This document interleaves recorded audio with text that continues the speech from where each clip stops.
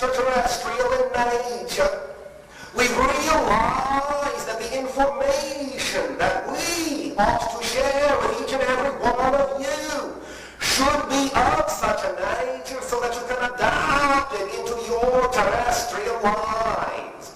As such, allow me to indicate that this interaction will have two parts to it. The first part shall deal with some of the ideas of what you call us extraterrestrials, to answer a few questions that many of you have been asking about our different species. The second part shall deal specifically with many of the ideas and desires that each and every one of you have expressed with regard to attaining success in the endeavors in your life, to know that you can create this success in very specific, very clear ways without a lot of struggle, without a lot of strife, with clear consciousness, very, very simply. Therefore, the second portion of this interaction shall have a title, and you may give this title to the entire tape, even though the first portion we will be discussing a little bit about ourselves. The title you may use is 135, the No Risk Formula. Now, allow us to begin, first of all, with the idea of extraterrestrial consciousness. Most of you will understand there's really nothing mysterious about this. There is life throughout the universe, and it takes many different forms of expression. But the one basic common idea is that we are expressions of the all that is, the one consciousness of creation, just as you are yourself. Each and every being, no matter what form physiologically it may take, is another mirror, another facet of the idea of the universal consciousness expressing itself in every possible way that it can.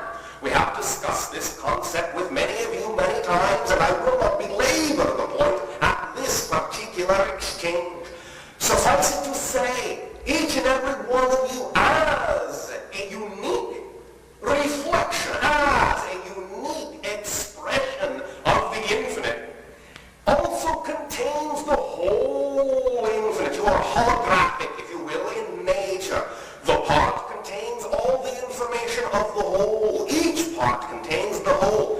You have the ability to express your part and your wholeness in whatever way, shape, or form you deem to be the most exciting expression you could manifest, because that is your purpose, that is your mission, that is your legacy, to live up to your full potential as the particular expression you are being in this lifetime.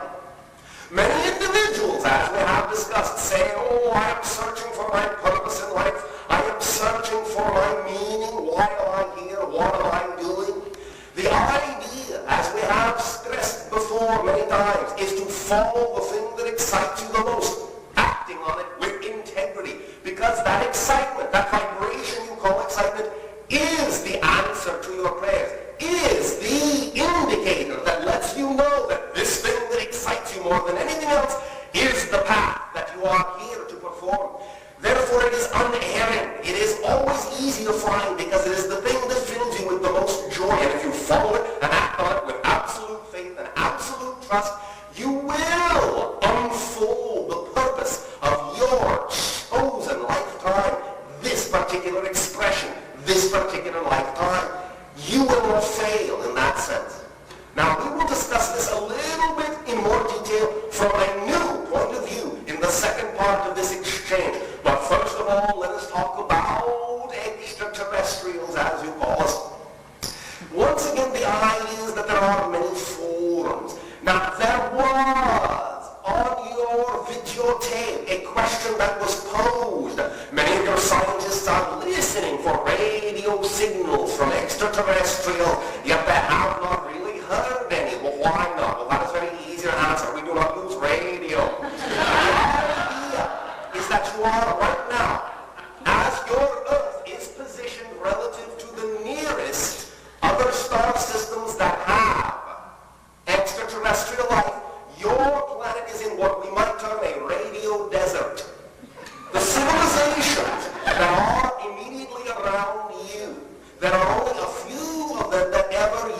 radio to begin with. They are long past their radio history. No longer do they give off radio wave signals from their planet for you to pick up.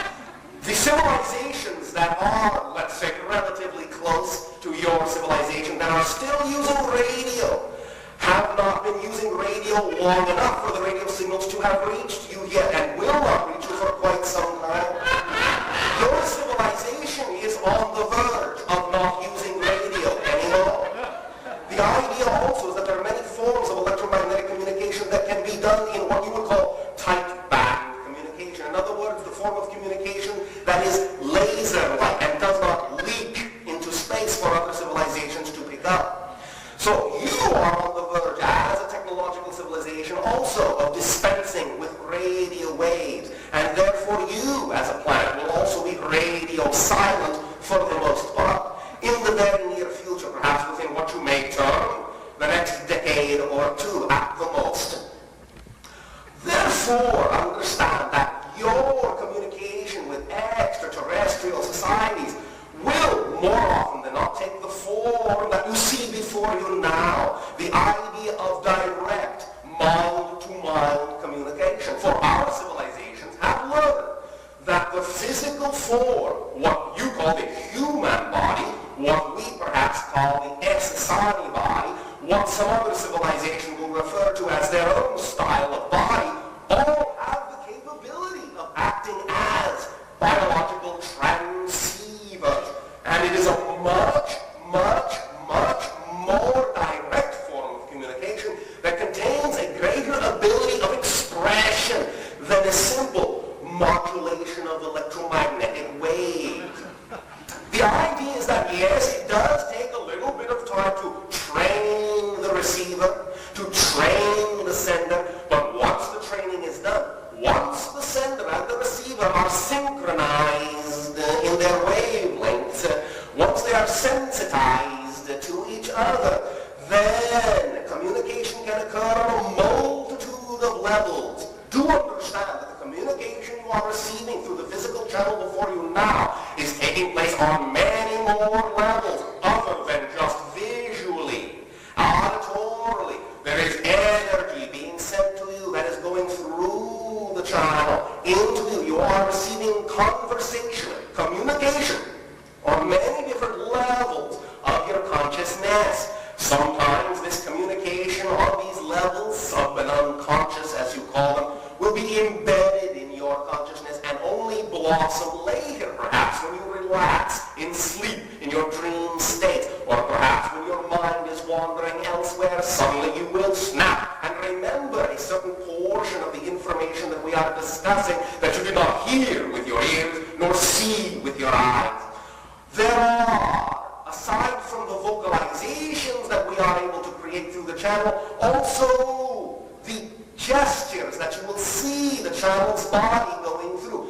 This is indicative of another form of conversation, another level of the conversation going on that you are picking up, as you would say, subliminally, and it is saying sometimes the same thing and sometimes many different things that you yourself will not realize until you release that information on the appropriate level at the appropriate time.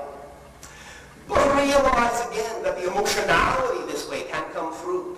I am not speaking your language. I do not even speak my own language anymore, as our society is now mostly telepathic. I do understand our language as an ancient language, as a remnant language, and a few words of it can be spoken from time to time through the channel because it is the language that I know. But I do not speak your English. I do not speak any other language.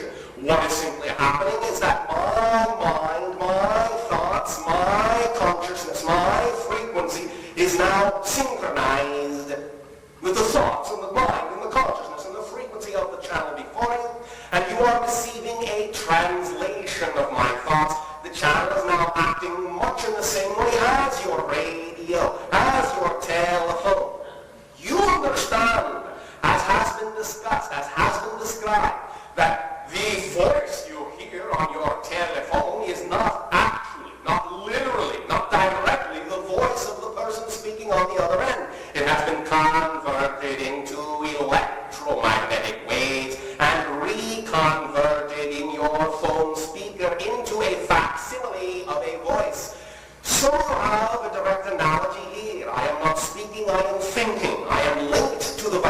gravitational frequency of the channel. We are synchronized, and therefore the channel is functioning as a model, as a translation device for my consciousness. But it is made out of the channel's energy. I am not actually directly there with you physically, as you understand that terminology. I am conducting a long-distance call through the channel's line. Do not worry, I will not send you the bill. Many individuals have discussed the idea of what you call UFOs. Of course, to us they are IFOs, because we know perfectly well that we are in them and what they are. So we are identifying. However, let us simply use the generic terminology of spacecraft, if you wish, saucer, if you wish, or they are disc-shaped. Most of them are anyway. There are a few exceptions, but we will not go into that for now. The idea of our spacecraft is simply that it is a resonating chamber, a resonating cavity, so to speak. It is a waveguide. For those of you that understand that terminology in your physical terms, in your physics terms. The idea is that we do not travel per se in the same way you understand space travel. We do not have a form of propulsion per se in the same way that you propel your rockets through space. We have created a vibrational resonance chamber. Everything in the universe is the product of vibration. You are the product of a certain frequency of the primal energy. We are the product of a certain frequency of primal energy, of creative energy. Everything has a signature vibration, if you will, by which it is identifiable. The idea even of space-time, of location itself, can be identified with a frequency. In other words, if you have an object, and it is in location A, it has a certain frequency vibration. If you take that object and move it to location B, it will have almost an identical signature vibration, but almost is the key, for it will vary in one small way. It will have a slightly different locational vibration. Thereby you can identify the idea that this is now a different thing, a completely different object, and that the concept of location is not a place in which the object exists, but it is actually an integral property of the object itself. Different object in B, different object in A. We have, in our technology, as you would call it, created the ability to isolate our spacecraft from any particular universal vibration. While the spacecraft is isolated in that way, while it is at the zero rest point, the center point of all possible universes, all possible locations in space and time, we then infuse that craft with the vibrational signature of the location we wish to go to. Therefore, the craft then, when its energy is overwhelmed by the greater energy of the vibrational harmonic of that location, will immediately, instantaneously, as you say, disappear from location A and simply reconstruct itself at location B. No traveling has occurred. It has, in that sense, slipped through the holographic matrix, redefining itself, re-identifying itself and its crew, hopefully, at the other end. There have been accidents. There have been accidents, as you say. Crew members have not always shown up at the other end. You will encounter this when you finally discover this particular technique. So I would simply say, not to worry you, but simply be cautious, be careful, be thorough. Otherwise, you may find yourself in parts unknown. Understand that this does not in any way, shape, or form violate the idea of traveling faster than light, which in a sense is a barrier for, or I shall say a definition for, the boundary of physical third-dimensional reality. We do not break the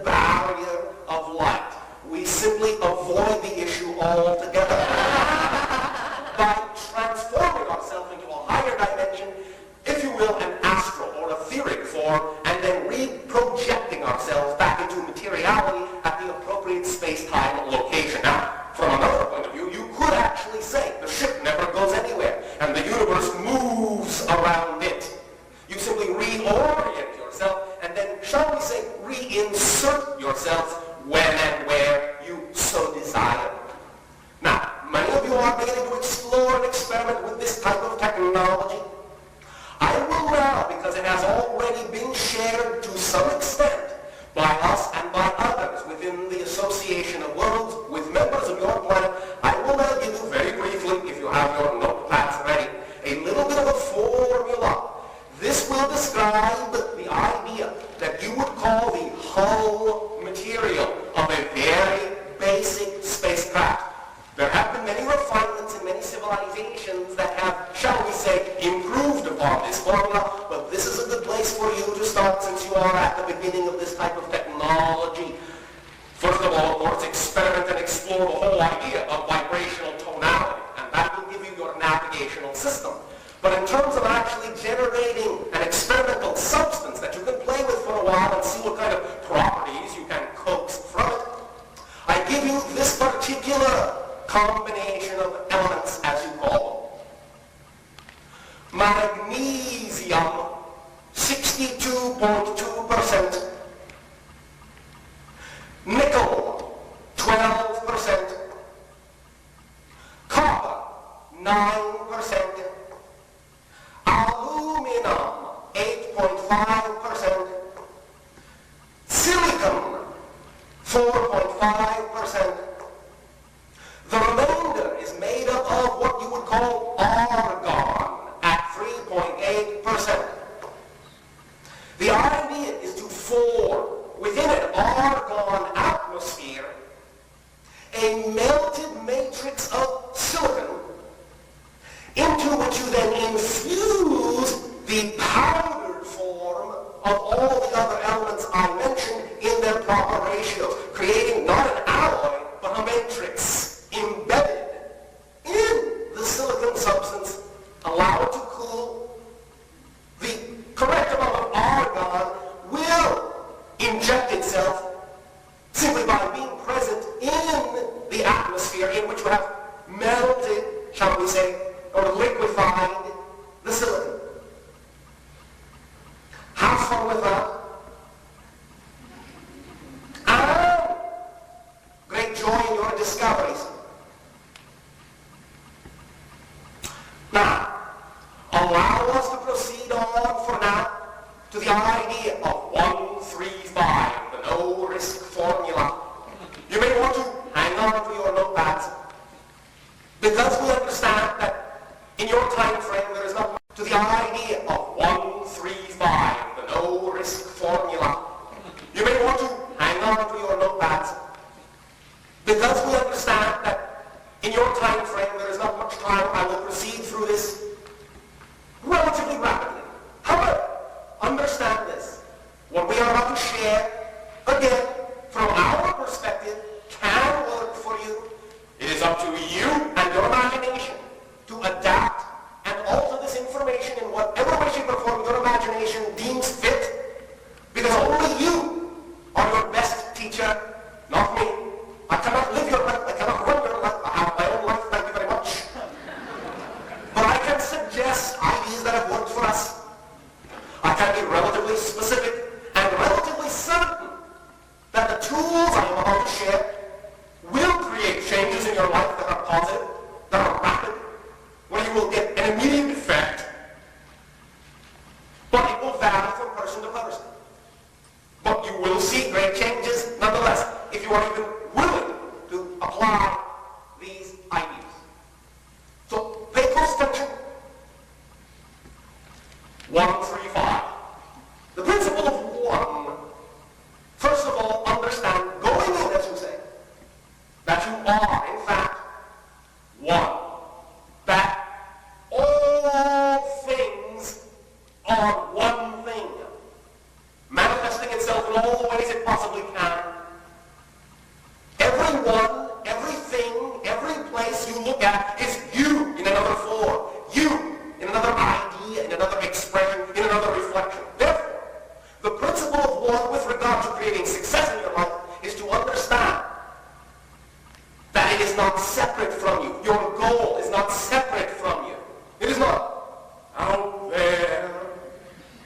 you are over here, many miles away from your goal. The idea is that it is you. You are it. Therefore, what you are doing is you are not going after the goal. You are not going after the thing that excites you. You are simply in the process of becoming the thing, of knowing that you already are that idea.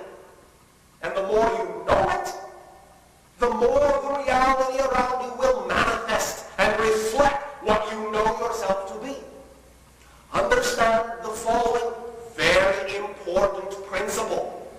You cannot experience a reality that you are not the vibration of. Whatever vibration you are is the reality you get. Now, sometimes because of the way you have fragmented your consciousness in your particular dimension of physicality, you can create a reality from a subconscious or unconscious portion of yourself, unknowingly, attracting things you do not consciously desire.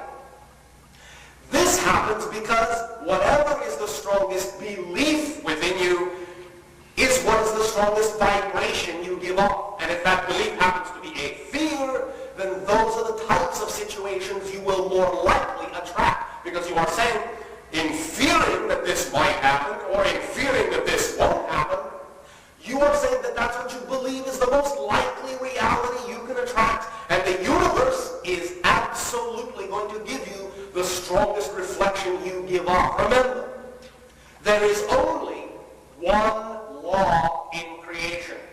Not 100, not 10, just one. Only one. Just one. Really, only one. It's that simple. One law. What you put out is what you get back. That's all there is to it. Everything else, as you say in your language, is your ball game. Everything else. What you put out is what you get back. If you don't like what you're getting back, learn what you would be having to believe in order to put that out and get that kind of a reflection. Examine your beliefs. Explore your beliefs. Take them apart. Reassemble them. Redefine them. Put them back together in the way you want them.